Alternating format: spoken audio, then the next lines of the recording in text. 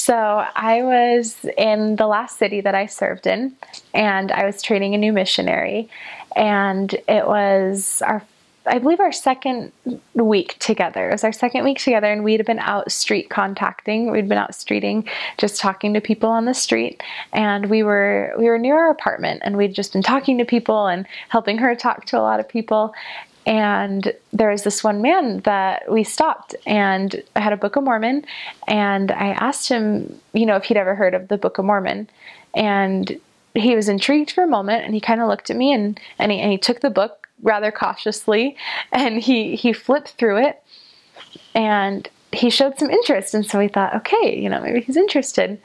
And then he says, "I don't recognize any of these prophets. I don't want your book." And we're like, oh, okay.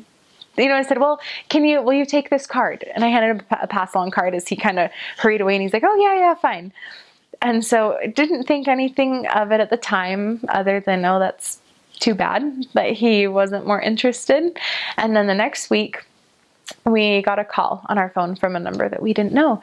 And I answered the phone, and he says, "Oh, it's me, Ferenc." And I said, "Who?"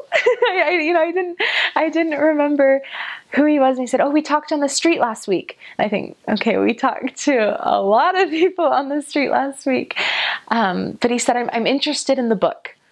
And I thought, okay, the Book of Mormon. I couldn't quite place it yet, but we set up to meet with him the next week. And I still didn't remember. I thought, okay, maybe it was that guy. And my companion said, "No, I think it was this other guy we talked to," because we just talked to so many people that we didn't remember.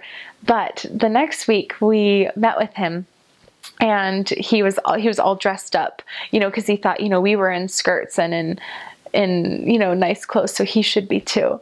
And he had his Bible there, and he said, I thought a lot about it, and I'm interested in the book. I'm really interested in it.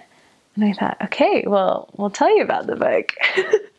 And so we started talking, and he talked and told us about himself and about kind of his religious background and everything. His family were all Jehovah's Witnesses. And so he said he just didn't know if that was what was for him, though. And he was trying to find the truth. And so we gave him a Book of Mormon, and he read through it faster than anyone that I had known. I remember the next week I asked him, I said, "Oh, where are you in the Book of Mormon?" And, expecting him to have maybe read a couple of chapters. And he was in the middle of Second Nephi already, and then he was in Mosiah before we knew it. And he just read through it, and he said, I know this book is true. Like, as I read it, I just know, I feel that it's true. And he came to church, and he began to just want to learn as much as he could about the gospel. And it was the neatest thing. And he eventually was baptized, and he kept reading the Book of Mormon. But I just know that encounters like that on the street, even where you think, oh, they were interested, maybe they will be. And even if there are, hundreds and hundreds or thousands of people that we talk to on the street that aren't interested, just to meet the one that is so completely worth it.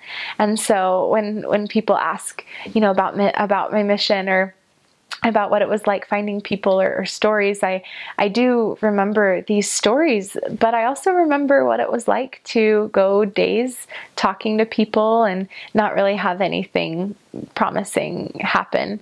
But I know that there are those people that God will place in missionaries' paths, like he did that day for us, because they're ready.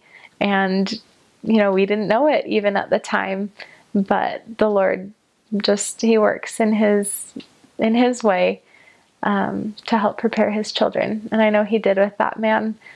And it's something that I will always cherish, because we don't always know what the Lord's plan is.